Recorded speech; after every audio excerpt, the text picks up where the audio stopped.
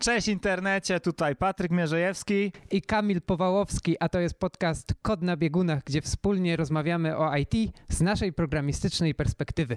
A dzisiaj porozmawiamy sobie o estymacjach w projekcie, jak wyglądają, jakie są z nimi problemy i jakie możemy z nich czerpać wartości. Jedziemy!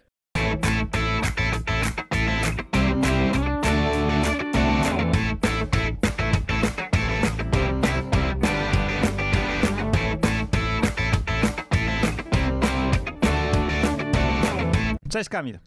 Cześć Patryku. To dzisiaj mamy sobie pogadać o estymacjach. Ty jesteś tutaj naszym cloudowym super estymatorem, głównie właśnie w pre-salesach, ale dzisiaj porozmawiamy sobie o estymacjach typowo projektowych, bo większość deweloperów jednak głównie ma z tym styczność będąc w projekcie, natomiast jakby pre-salesy to jest trochę osobna działka. Dzisiaj ją pominiemy, ale myślę, że tutaj będziesz miał kilka ciekawych komentarzy i trochę szerszą perspektywę na estymowanie projektu jako całość. Zgadza się, czyli właśnie porozmawiamy o tym agile'owym, zwinnym estymowaniu zadań w projekcie. To będzie nasz główny temat, ale to też o nim najpierw trochę opowiemy, dlaczego w ogóle estymujemy, ale później przejdziemy do meritum, czyli do tego, co uważamy za plusy, tego, co uważamy za minusy estymowania. Tak, okej, no to po co estymujemy?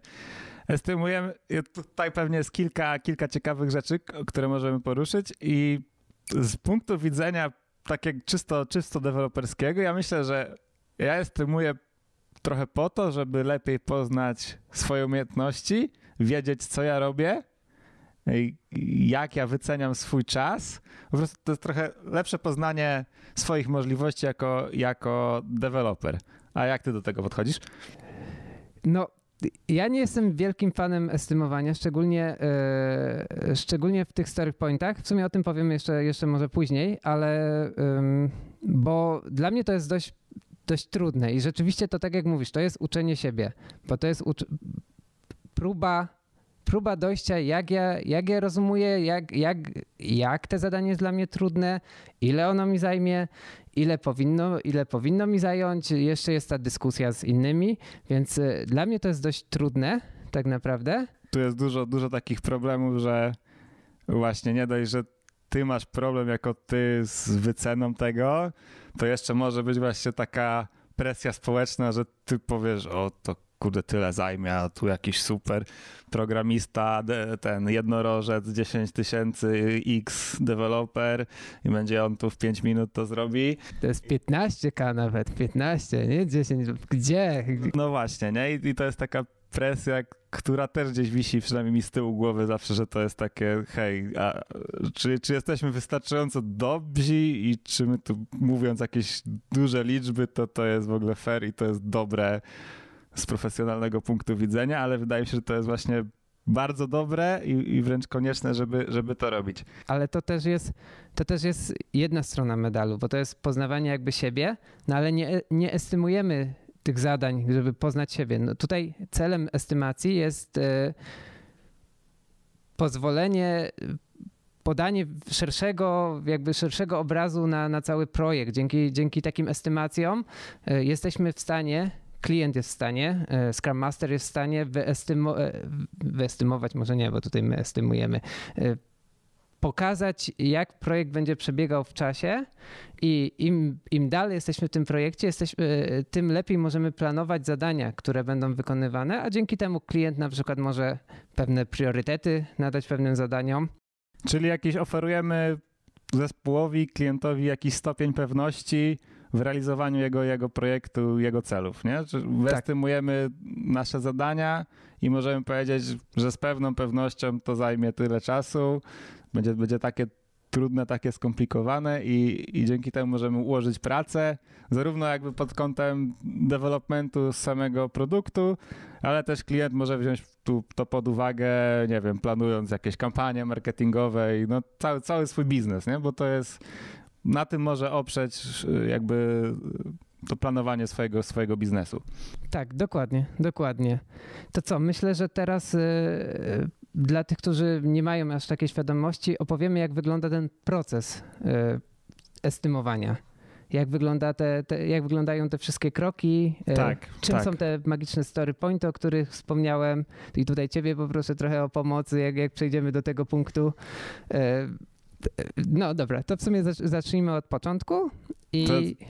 Co jest przedmiotem estymacji naszej? Tak, co estymujemy? Bo estymujemy zadania, można powiedzieć, tak? Tak, estymujemy zadania, które składają się na powstanie projektu i te zadania najczęściej są opisane w formie user stories, czyli takich opisów, które przedstawiają, jak to wygląda z perspektywy użytkownika aplikacji. To nie jest koniecznie taki użytkownik z rynku, to może być również admin tej aplikacji, to może być product owner, to może być każdy interesariusz. Więc mamy te zadania, no albo ich nie mamy właśnie.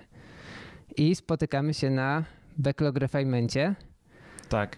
I może tutaj właśnie opowiesz ty chwilę o tym, jak ten backlog refinement najczęściej wygląda.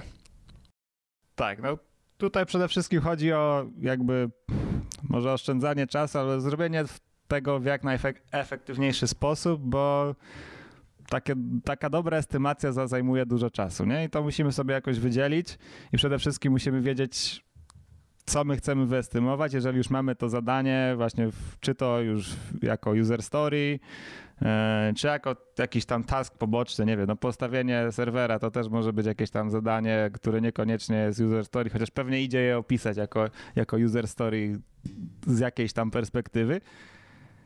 Natomiast to zadanie potrzebuje jakichś właśnie kryteriów i dobrego opisania, co tam się ma faktycznie zadziać, bo często jest tak, że jeżeli to zadanie jest takie zbyt ogólnikowe, to ryzyko po prostu, co tam może się zdarzyć, jest tak duże, że nasza estymacja będzie obarczona większym ryzykiem, przez to może być bardziej nietrafiona, może być zarówno dużo dłuższa albo dużo krótsza, bo się okazuje, że to było tak proste, że napisaliśmy gdzieś jedną linijkę i bam, i mamy. I po to mamy ten backlog refinement, tudzież inne spotkanie, które ma po prostu doprowadzić do tego, że te historyjki sobie jakoś uporządkujemy, że je dobrze opiszemy, dowiemy się, jakie tam są wymagania dotyczące każdej z nich, jak tam wygląda właśnie kwestia tych flowów użytkownika, czy nie wiem, designów. To są bardzo różne aspekty, zależnie o jakim zadaniu mówimy, bo to też mogą być jakieś, nie wiem, no kwestia backendu i endpointów, API, bardzo różne kryteria, ale głównym zadaniem jest to, żeby je po prostu na tym backlog refinemencie ustalić. Tak, wyspecyfikować każdy szczegół. Często programiści dopytują o właśnie jakieś edge case'y. Bardzo tutaj pomocni są również QA, bo oni potrafią bardzo myśleć tymi przypadkami krytycznymi, brzegowymi, więc tutaj oni są też bardzo potrzebni. Im więcej tego jest wyspecyfikowane, to tym lepszą estymację później uda się udzielić. No tak. No i właśnie, no i kolejnym takim etapem jest sama estymacja, nie? Tak, jest sama estymacja i robi się w pewnej jednostce, która się nazywa story point i ja mam zawsze problem, żeby ją opisać, dlatego właśnie poproszę tutaj ciebie, żebyś to przedstawił, jak to ze swojej perspektywy oceniasz te story pointy. Może ja coś dopowiem do tego, ale chciałbym, żeby od ciebie tutaj to wyszło. No okej, to tak z mojej perspektywy to jest bardzo efemeryczna jednostka, która dla każdego znaczy trochę co innego i w każdym projekcie przyjmuje trochę inne wartości, bo jest jakaś tam po prostu skala, powiedzmy, skomplikowania albo wypadkowa po prostu skomplikowania czasu, jaki to zadanie według nas zajmie, później trudność, już skomplikowanie, trudność. Niewiadomych jeszcze myślę. Tak, niewiadome czy ryzyka. Które są niewiadome, a które ryzyka? Ryzyko znasz, ale jest ryzykiem, że coś może się zepsuć, coś może nie działać. No bo to było takie bardzo naukowe, że jeżeli jest niewiadoma, to chyba znasz prawdopodobieństwo wystąpienia, a ryzyko to nie znasz tego prawdopodobieństwa. Tak. Także to mamy, user story będzie wypadkową tych wszystkich czynników skomplikowania czasu i ryzyk. Tak sobie w skrócie to określmy. No i jak planujemy? Głównie zazwyczaj dzieje się to za pomocą jakiegoś planning pokera, albo to jest, nie wiem, właśnie chyba bazowo to były właśnie te karty, które wszyscy sobie wybierają jakąś daną wartość dla tej historyjki i w jednym momencie pokazują, ale są też do tego aplikacje, albo równie dobrze można to zrobić na zwykłym czacie, gdzie jest po prostu jeden facylitator, który mówi hej, teraz go i wszyscy klikają enter i wysyłają te swoje wartości i to też można w ten sposób obsłużyć bez żadnych specjalnych narzędzi. Nie? I to jest po to, żeby się po prostu nie sugerować innymi wartościami, które dadzą inni deweloperzy. Dokładnie. No i wtedy mamy zebrane te wartości. Powiedzmy, że dla designera na przykład ten ekran jest bardzo prosty, dał 3 punkty, dla programisty on jest trudniejszy, dał 8 punktów, a QA widzi, że tutaj będzie bardzo dużo przypadków do testowania, więc on na przykład decyduje, że to jest 13 punktów. Tak. Wtedy zbieramy te wszystkie opinie, no i rozpoczynamy dyskusję. Podczas tej dyskusji próbujemy dojść do konsensusu, czyli do jednej wspólnej wartości. Można oczywiście powtarzać te sesje tego pokera kolejny raz. Najczęściej to te osoby skrajne przedstawiają jakby swoją opinię. Designer mówi, o tutaj ten ekran jest bardzo, bardzo prosty i tutaj się niewiele dzieje tak naprawdę, no ale QA mówi, dobrze, ale tutaj estymujemy jakby całość, nie tylko tą designową część, a ja tutaj będę musiał sprawdzać dla wartości dla na przykład 30 dni w czasie, będę musiał sprawdzać pewne parametry, no i w ten sposób próbujemy się przekonać nawzajem. Często porównujemy też do jakiegoś zadania, które było wcześniej. O, zobacz, na przykład to inne zadanie bardzo podobne zrobiliśmy i ono zajęło nam, nie zajęło, ale ono wymagało 8 punktów na przykład, a to jest bardzo podobne, więc może pójdziemy w 8. No i później jest taka kolejna sesja. Tak. To jest jeszcze chyba, wtrącę się, że to jest clue, żeby na początku właśnie wyznaczyć sobie taki benchmark, właśnie wybrać jakieś może typowe zadania i dookreślić sobie, ile my myślimy jako zespół, ile to jest punktów, żeby później właśnie planowanie innych zadań było ułatwione i mamy taki po prostu wspólny baseline, to się po angielsku nazywa, linia bazowa. Tak, to będzie coś takiego. Tak. No i co? I tak dla każdego zadania. Tak dla każdego zadania, tu można powiedzieć, że są różne też podejścia co do estymacji, czy to ma estymować cały zespół, czy tylko jakby część, która się zna na danym, której dotyczy trochę dane zadanie, bo na przykład, nie wiem, no też właśnie często jest ta kwestia, nie wiem, rzeczy turbo DevOpsowe albo bardzo designowe, często nie mamy w ogóle pojęcia i nasze opinie mogą być trochę tylko takim szumem, nie dającym dużo wartości, ale zazwyczaj właśnie w zespole deweloperskim ta każda opinia, zarówno właśnie ze strony deweloperskiej, z różnych stron, backendu, frontendu, QA, ona tutaj zazwyczaj dużo wnosi do dyskusji.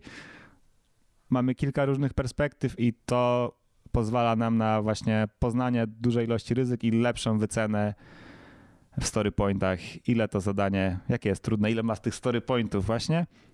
I tu też możemy zrobić dygresję, że nie zawsze to są story pointy, jest dużo różnych trendów, są trendy w wycenianiu w rozmiarach koszulek, S-kach, XS-kach, L-kach i tak dalej. Zgadza się.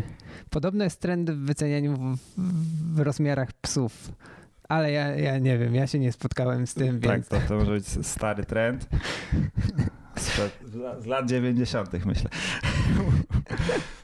Mógł być. Tak, ale jeszcze warto tutaj wspomnieć, że jedna rzecz, która się dzieje na takim backlog refinemencie jest to, że jeśli pewne zadanie stwierdzimy, że zajmuje nam bardzo dużo punktów i tutaj najczęściej tą liczbą jest 21, to... No też nie uogólniają, może być dla niektórych zespołów 13. Tak, oczywiście. Jeśli na przykład sprint jest krótszy, to też jest inaczej. No ale clue jest takie, że te duże zadania są rozbijane na mniejsze, bo to pokazuje, że prawdopodobnie to zadanie składa się z kilku różnych elementów i warto by było je rozbić, żeby było łatwiej je wyestymować, wyspecyfikować i wykonać też. Tak, łatwiej się tym zarządza i też ja przynajmniej tak mam, że lubię jak się te rzeczy ruszają na tej tablicy sprintowej czy kanbanowej, lubię je przesuwać i też zawsze sobie staram się te zadania tak dzielić, żeby, przynajmniej ja tak mam, że w głowie te story pointy, to one się tam, koniec końców gdzieś tam mam ten czas w głowie, ile to mi zajmie. Nie wiem dlaczego tak jest po prostu i tak też lubię, że taką dla mnie maksymalną granicą w głowie, że to jak coś jest 2 dni na zadanie, to już jest tak dużo, że więcej to już muszę podzielić, bo to się źle czuję później z tym, że tu się nic nie rusza na tej tablicy i tu tak głupio, nie? Przynajmniej ja tak mam. Nie wiem, jak u ciebie? Masz taką wartość graniczną dla zadania? Ja już się właśnie niekomfortowo czuję przy zadaniu 13-punktowym, bo to zadanie już jest dla mnie, dając 13 punktów, ja już tak jakby sygnalizuję, że to zadanie jest duże. Jeśli o ile jeszcze nie robię go samemu, no to jest inaczej, ale jeśli mam je robić samemu, no to mam świadomość, że to ja prawdopodobnie cały sprint spędzę nad tym zadaniem. Ale to no, trochę zależy, bo to zależy od tego, jaką przyjąłeś bazową wartość na początku, jak też inni estymują zadania, no więc to tam trochę zależy, no ale jest pewna wartość, gdzie już zaczynam czuć się niekomfortowo, że powinniśmy coś może jednak z tym zrobić. Ja jeszcze wspomnę, że oczywiście można estymować również czasowo. I tutaj ja się na przykład czuję lepiej w tym i też być może dlatego, że wspomniałeś, że robiąc estymacje pre-salesowe, tam się bardziej estymuje właśnie, ile zadanie zajmie czasowo i w tym się czuję jakoś jak bezpieczniej, a te szacowanie gdzieś tam ryzyka to jest taka niepewna działka, że tak powiem, ryzykowna działka. Ale to tak, wiesz, w tych estymacjach czasowych to też jakim chyba standardem jest ta estymacja 3-punktowa, gdzie mamy ten scenariusz najbardziej prawdopodobny, optymistyczny i pesymistyczny i tu też to ryzyko jakoś uwzględniamy, nie? Że jeżeli coś jest dużo ryzykowne, to ta wartość pesymistyczna jest odpowiednio wysoka i ona tam powiedzmy równoważy tą estymację końcową danego zadania, czy tam... Zgadza się. W takich estymacjach pre-salesowych to są pewnie coś szerszego niż zadanie, to są jakieś całe funkcjonalności albo wręcz... Tak, całe funkcje. Funkcje, nie funkcjonalności, tak? Kiedyś się nauczę. No, ale to jest dużo szerszy temat, nie? No tak, ale właśnie chyba opowiedzieliśmy o tym całym procesie, jak to wygląda od momentu, kiedy product owner ma w głowie jakieś zadanie, jakąś część swojego projektu, jakąś funkcję właśnie, do momentu, kiedy mamy podzielone to na zadania, na user stories, mamy przypisane nim punkty.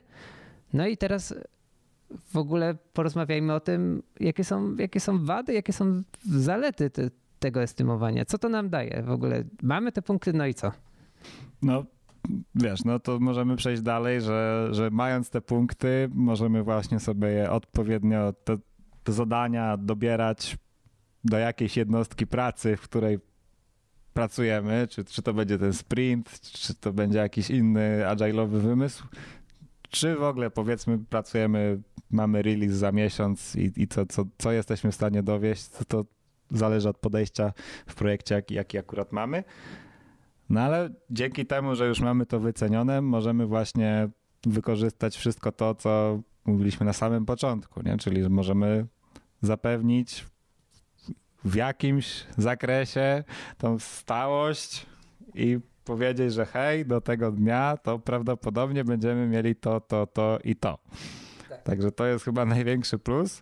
Plus też możemy, mając już to w głowie, możemy później mierzyć jakby naszą efektywność i próbować ją poprawiać, nie? Czyli mamy te różne ceremonie, na przykład retrospektywy w projektach, gdzie możemy wymyślać nowe metody ulepszenia naszego procesu, żeby nam się lepiej pracowało i efektywniej i przez to też szybciej.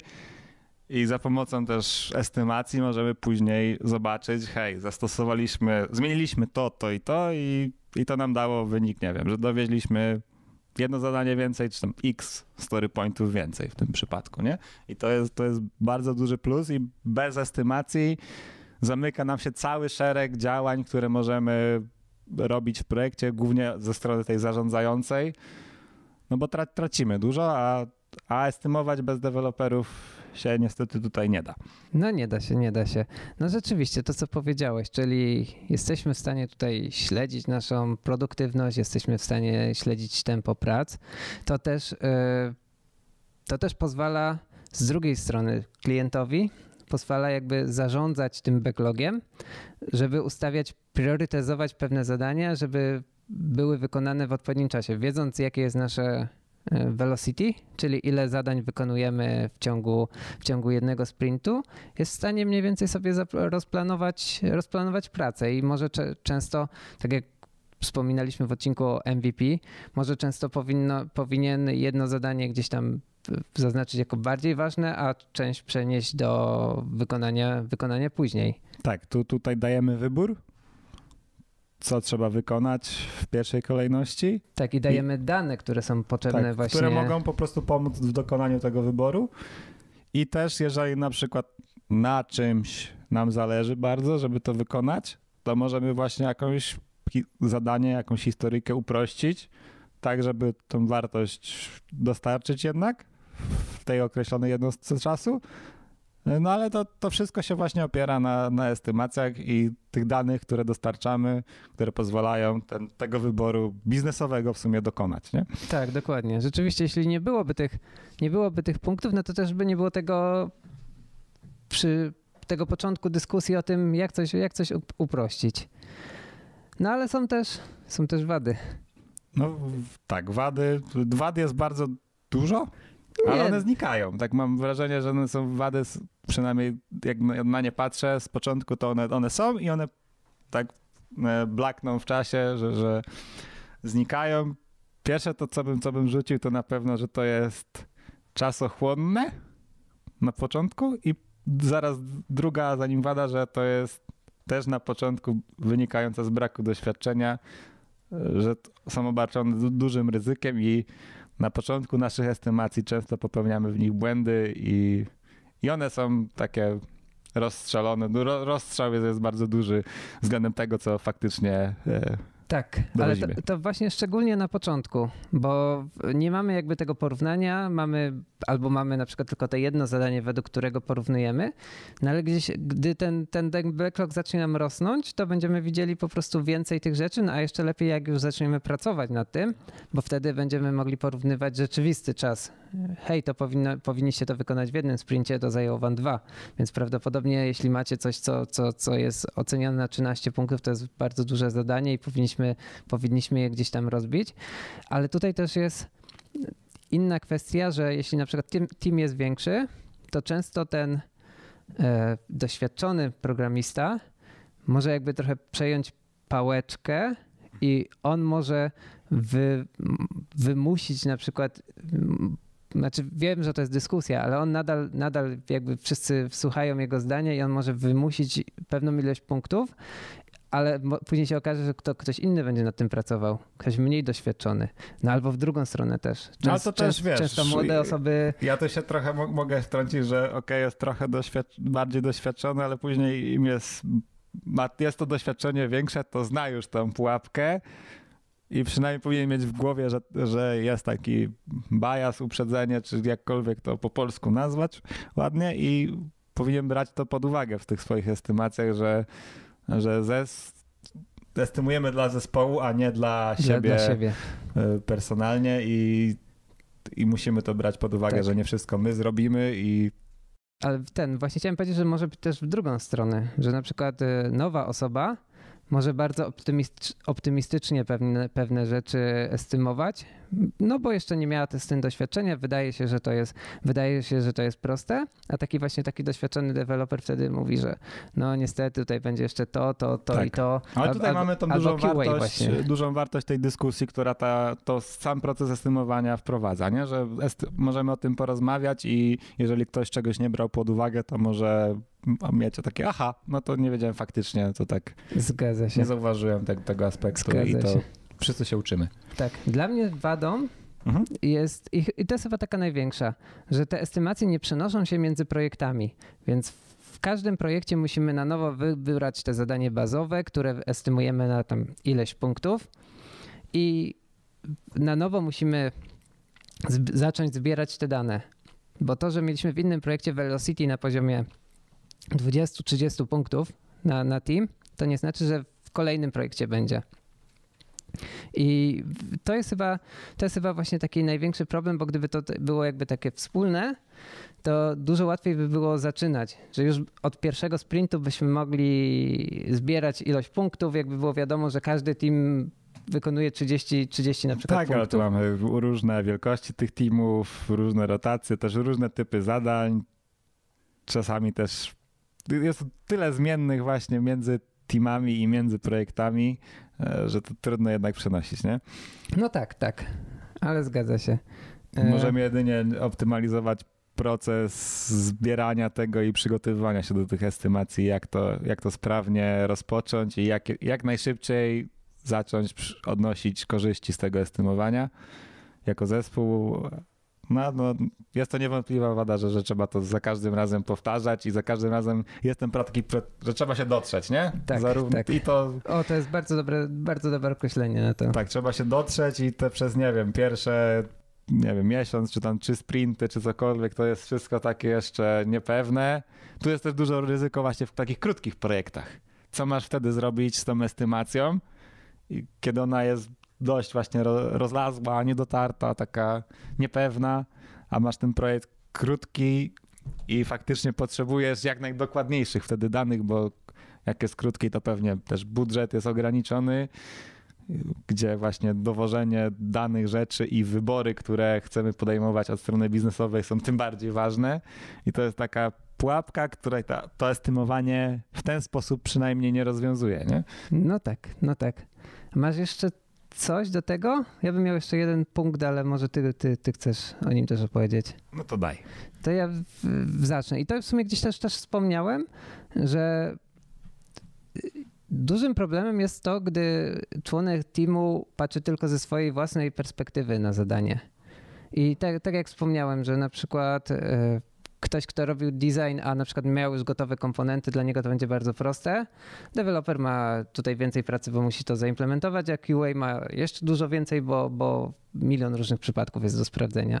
I tutaj znowu pojawia się ten sam motyw, czyli ta dyskusja, o której wspomniałeś, ona to rozwiązuje, no ale to gdzieś tam zawsze czuję, że przy tych estymacjach zawsze to jest pewien rodzaj problemu, że każdy trochę patrzy z własnej perspektywy i czasem naprawdę ciężko spojrzeć na to z innej. Jeśli ja na przykład kompletnie nie znam się na designie, to bardzo ciężko jest mi powiedzieć, jak pracochłonne, jak wymagającym jest zadanie zaprojektowania czegoś.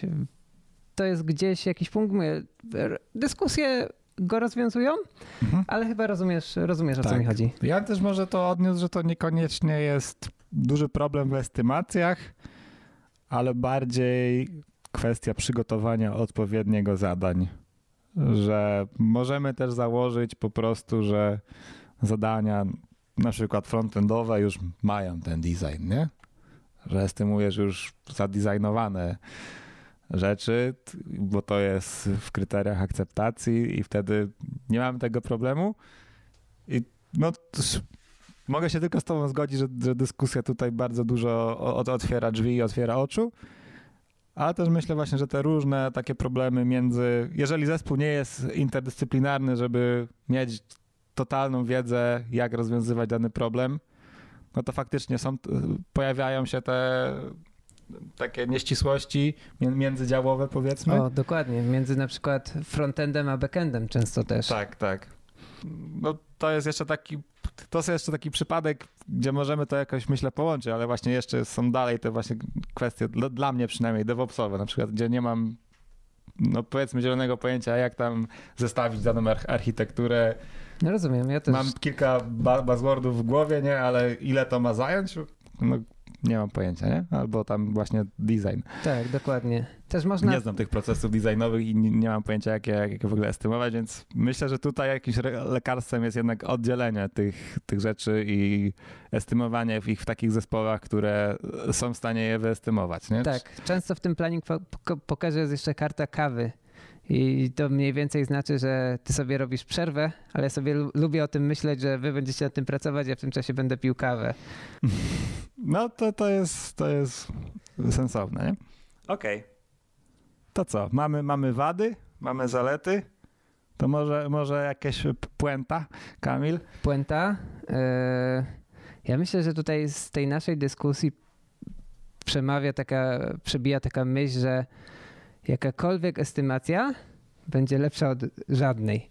No ale tutaj podsumowując cały odcinek, właśnie opowiedzieliśmy wam na początku, po co estymujemy, czym są estymacje, jak wygląda ten cały proces. Przedstawiliśmy kilka zalet, kilka wad estymacji.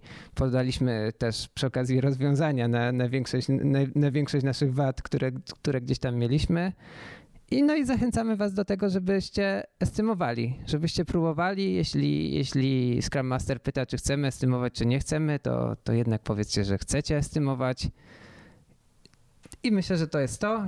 Start może być trudny, ale na pewno wam się to zwróci. Tak, jeśli macie tutaj jakieś przemyślenia w tym temacie, to zapraszamy was do podzielenia się na mediach, komentarzami na mediach społecznościowych. Tak, na YouTubie będzie pod filmem. I też pamiętajcie, żeby nas subskrybować w iTunesach, w Google'ach, wszędzie, gdzie są te nasze podcasty. Na YouTubie możecie też subskrybować, lajkować, zostawcie komentarze, zostawcie najlepiej reviews na iTunesie, to jest najważniejsze i dużo gwiazdek. I do zobaczenia. Tak, ja jeszcze zaproszę na nasze Twittery. Zapraszam na mojego Twittera Kamil Powalowski. A ja na @Mierzejowy. Dzięki, do Trzymajcie zobaczenia. się, hej. Cześć.